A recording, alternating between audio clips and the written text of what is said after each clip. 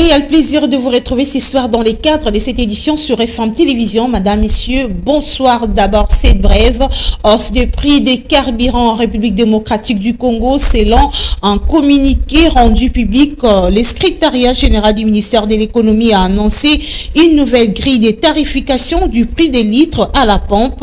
Pour la ville de Kinshasa, les litres d'essence se négocient dès ce vendredi à 2495 francs congolais. Le gasoil revient à 2485 francs congolais les litres et enfin le pétrole s'achète à 2100 francs congolais.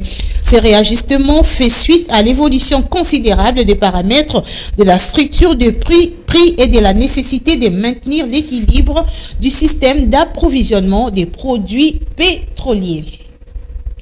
Révision du fichier électoral en République démocratique du Congo lancée depuis le mois de juin dernier. Ces 6 candidats ont souscrit à l'appel d'offres d'acquisition des kits d'enrôlement des électeurs. C'est ce vendredi que la CENI a procédé à l'ouverture de plis de ce marché. Ruth Dinanzei. Démocratique du Congo, la Commission électorale nationale indépendante avance. C'est dans ce cadre que cette institution d'appui à la démocratie a ouvert des plis du marché relatifs à l'acquisition des kits d'enrôlement des électeurs. Des cartes d'électeurs et services connexes dans le cadre de la révision du fichier électoral à la RDC lancée en juin dernier sera bientôt effective. 6 soumissions ont été réceptionnées. Le secrétaire permanent de la cellule gestion des projets et des marchés publics de la CENI a procédé au contrôle public de chaque dossier. Et ce, devant les représentants des soumissionnaires avant l'ultime étape des stimulations prévues le lundi prochain. Les postulants qui proposent différentes offres seront soumis à une analyse très profonde afin de doter la Commission électorale nationale indépendante des matériels capables et crédibles susceptibles de parfaire cette opération d'enrôlement des électeurs dans les meilleures conditions. Le présent marché comprend un lot unique en vue d'acquérir un dispositif devant permettre à la CENI d'enrôler les électeurs, de délivrer les cartes d'électeurs immédiatement après l'enrôlement et d'appuyer la constitution d'un fichier électoral révisé devant servir de base des listes électorales et éventuellement à la répartition des sièges.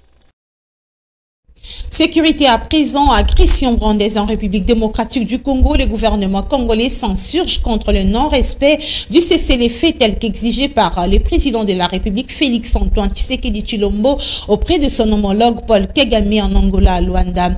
Lors du briefing conjoint à la presse, le porte-parole du gouvernement et les ministres des Affaires étrangères ont tour à tour explicité les résolutions issues du sommet de Luanda. C'est ce que nous dit Ruth Dinanzei dans ce reportage. Cette communication faite par ces 2 membres du gouvernement auprès des professionnels des médias vise premièrement un rappel à l'ordre contre les attaques médiatiques ou toute autre opinion tendant à critiquer négativement les efforts fournis par le chef de l'État pour restaurer la paix dans l'Est du pays. Christophe Lutundula et Patrick Mouyaya, respectivement ministre des Affaires étrangères et ministre des Médias et de la Communication, ont tour à tour détaillé les différentes démarches menées par les gouvernements pour stopper l'agression rwandaise en RDC. Ces 2 membres du gouvernement ont dénoncé le non-respect du cessez-le-feu immédiat exigé par le président Félix Tshisekedi lors de la rencontre de Luanda. Pour Patrick Mouyaya, les FARDC sont en éveil afin de faire face à toute attaque venant de la part de l'ennemi. Le ministre des Médias a à cet effet exhorté tous les Congolais à faire preuve du patriotisme. Patrick Mouyaya a souligné tout de même que le fait pour les chefs de l'État d'avoir accepté de privilégier la voie diplomatique ne signifie nullement une sorte de naïveté. De son côté, le ministre des Affaires étrangères a martelé que la République démocratique du Congo s'arrange à collecter tous les éléments de preuve afin de traduire en justice quiconque serait impliqué dans les crimes contre l'humanité dans l'Est de la RDC. Sécurité toujours, les Congolais sont appelés à prouver leur sens des patriotisme pendant cette période de guerre. La voie diplomatique optée par le chef de l'État Félix Tshisekedi à Luanda n'est pas une naïveté, a indiqué Patrick Mouyaya, ministre de la Communication, lors de ses briefings à la presse. Suivez ici le porte-parole du gouvernement dans cet extrait sélectionné par Ruth Dinanzei. On a 4 fronts. Le front militaire qui est tenu, les fronts diplomatiques pour lesquels on vous a donné les éléments aujourd'hui, il y a le front judiciaire. Parce que pour tous ces enfants qui meurent, pour toutes ces femmes qui se déplacent, ça ne peut pas rester impuni. Ça veut dire que le moment venu, avec mon collègue des Affaires étrangères et de la Défense, nous travaillons sur ça. On va collecter les éléments des preuves. Il faut que tous ceux qui posent des actes y répondent. Et puis, il y a les fronts médiatiques. Au Rwanda, c'était un régime à pensée unique. Ici, nous sommes dans un régime démocratique où les gens se permettent de critiquer l'armée. On peut critiquer les chefs de l'État comme homme politique. On ne peut pas critiquer le commandant suprême en état de guerre. Ça veut dire qu'aujourd'hui, même vous, le média, vous devez l'intégrer. Il y a une directive du Conseil supérieur de l'audiovisuel et de la communication qui fixe la ligne à suivre. Et donc aujourd'hui, moi, je vois parfois l'ennemi utilise les canaux. Et puis cette note noire, Angola en deuil, l'ancien président José Eduardo dos Santos a tiré sa révérence ce vendredi à 79 ans de suite d'un arrêt cardiaque à la clinique de Barcelone en Espagne, a annoncé le gouvernement angolais. Ici, la Fondation Maloua Télévision vous retrace le parcours de cet ancien chef de l'État angolais dans ce récit de Monica Makaba. L'annonce du décès de José Eduardo dos Santos a été faite par le gouvernement angolais.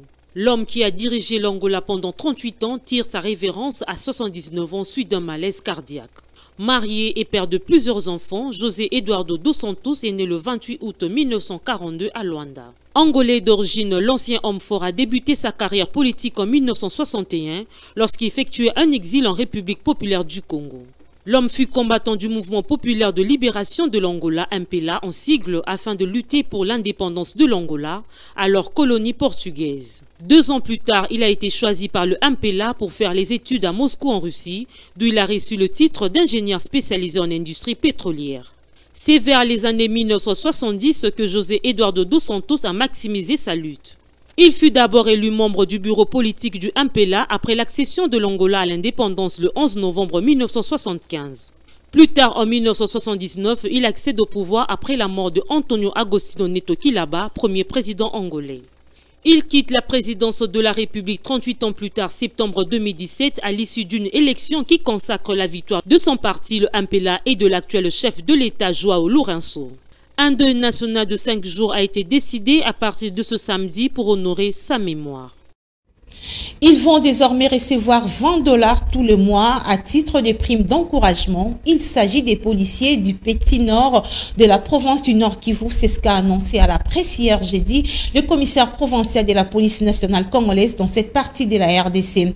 Le général Abavan Ang affirme avoir saisi l'occasion pour recadrer le travail car, a-t-il affirmé, il y avait un relâchement. Je vous propose de les suivre dans cet extrait sélectionné par Patrick Ngour. Mon commandant Zéphon qui est venu, ça c'est un. De deux, j'ai annoncé la nouvelle aux policiers.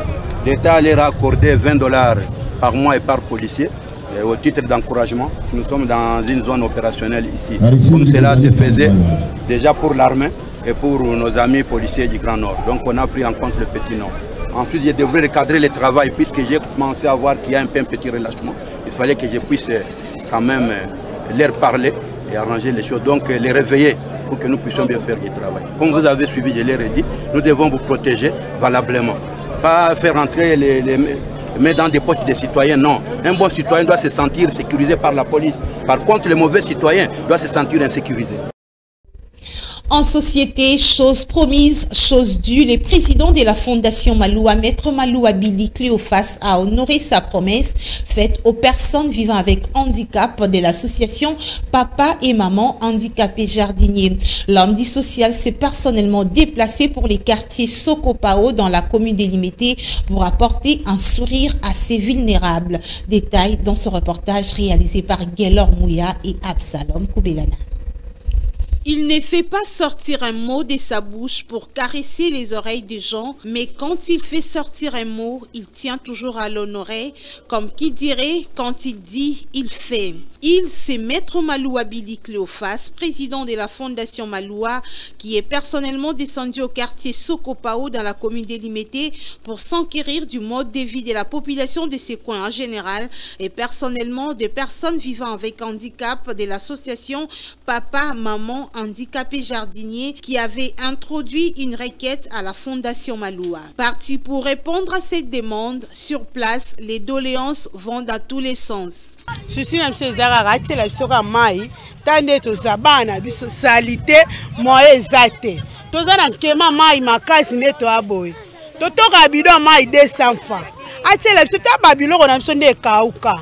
Au-delà de la difficulté d'eau telle que relevée par cette population de ces coins, les cas de la santé de ces petits garçons d'abord, puis d'autres sont également suivis.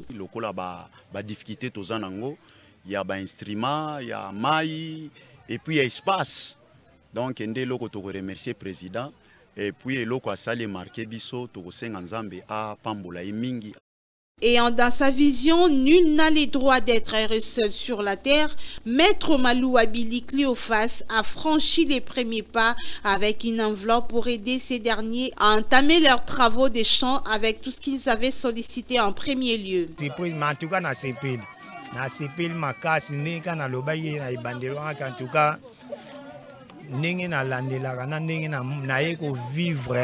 Donc, on a palpé des doigts de mon vraiment que non. Papa a fait Nzamba Sunga Kendeliboso. L'homme dit social, Maître Maloua Billy Cléophas, ayant enregistré avec attention les doléances, il a promis de descendre pour la seconde fois afin de répondre à ces demandes. Et sachez que ces déplacements de Maître Maloua Billy Cléophas, président de la Fondation Maloua au quartier Sokopao, et les résultats de leurs requêtes introduites lors de leur visite au siège de la Fondation Maloua le mardi dernier. Suivez.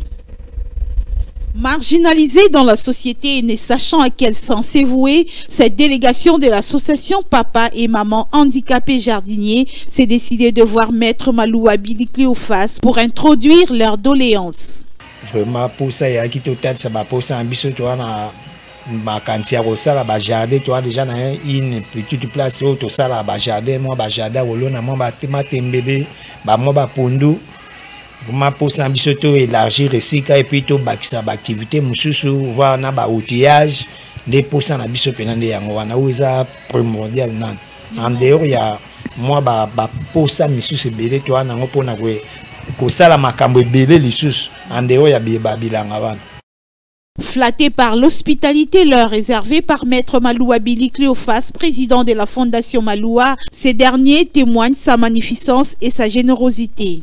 Biso tozali ba personne vivant avec handicap. Tozan association na biso papa et maman handicapés jardiniers.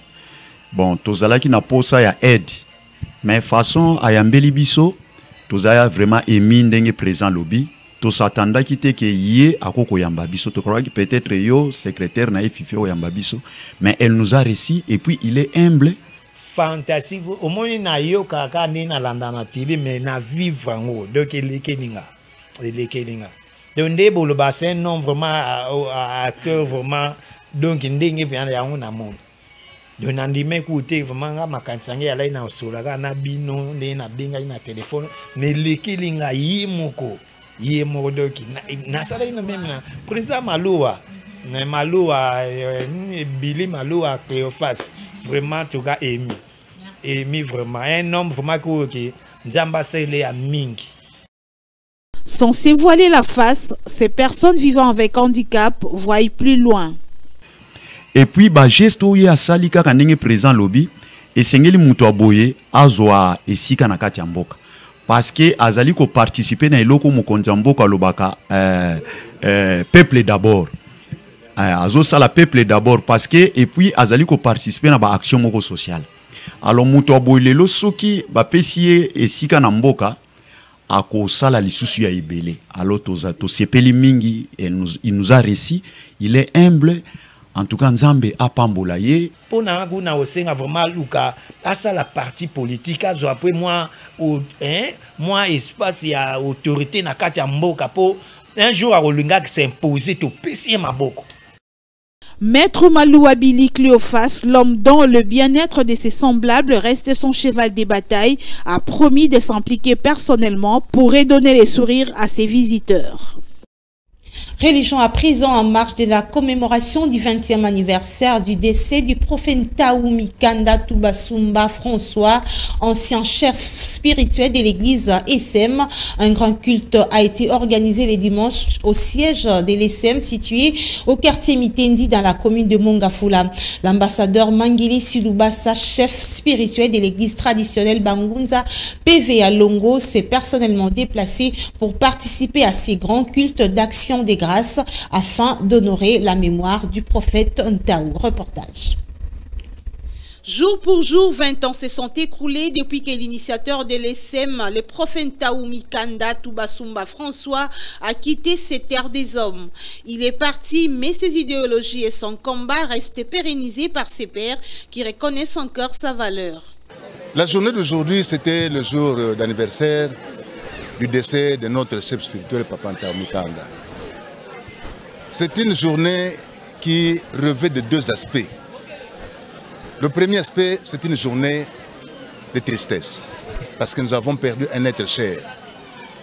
Le deuxième aspect, c'est un sentiment de joie, parce que nous, en tant que chrétiens, nous avons cette conviction qu'un jour ou l'autre, nous allons nous retrouver quelque part. C'est le corps qui va mourir, c'est le corps qui va pourrir, mais l'esprit va subsister. Au cours de ces cultes d'action des grâces, dont les paroisses de l'ESM se sont réunies pour honorer la mémoire de l'initiateur de la doctrine, je cite le prophète Ntaou Mikanda Tubasumba François, tout était au rendez-vous, chants, danses, prières et autres.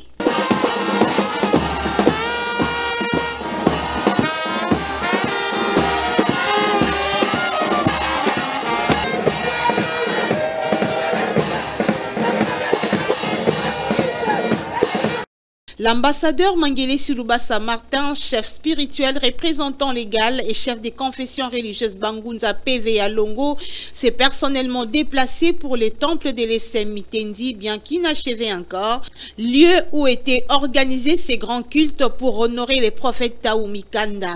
Sur place, la manifestation du Saint-Esprit à travers son serviteur qui incarne l'esprit de ses prédécesseurs était visible et palpable.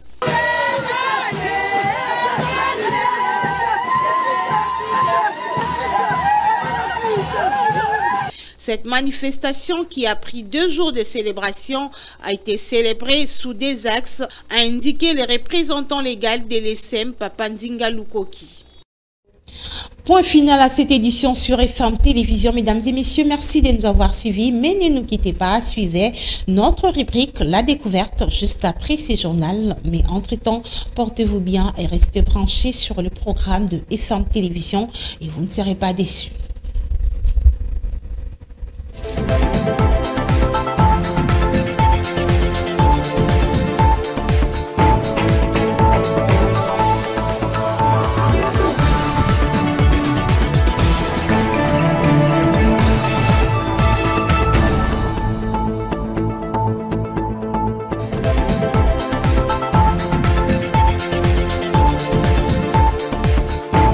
Nous sommes là dans les cadres de notre rubrique La Découverte, une rubrique bonus du journal télévisé sur FM Télévision. Ce soir, ça sera avec Ruth Dinanzé qui est déjà ici sur ce plateau. Encore une fois, bonsoir chers téléspectateurs de FM Télévision et nous allons recevoir Ruth. Ruth, bonsoir. Bonsoir Fifi, bonsoir chers téléspectateurs. Et voilà, c'est La Découverte, comme je l'ai dit. Qu'est-ce que les téléspectateurs vont découvrir aujourd'hui? Oui, ce soir, nous découvrons la bonne prononciation du mot pochette. Okay. C'est un mot qui est parfois prononcé prochette par certaines personnes. Et par définition, la pochette, c'est une petite poche, un petit sac, une petite enveloppe qui sert d'emballage pour protéger un téléphone, par exemple. Oui, c'est également un petit mouchoir en papier ou en tissu. Donc, il faut que nous puissions bien prononcer ce mot. C'est le mot pochette et non prochette. Vraiment, surtout pour le téléphone, les gens disent toujours prochette à téléphone. Tout à fait. Vraiment. Dites désormais pochette et non prochette comme vous avez l'habitude de les dire parce que Madame Ruth a apporté une correction. Merci de nous avoir suivis.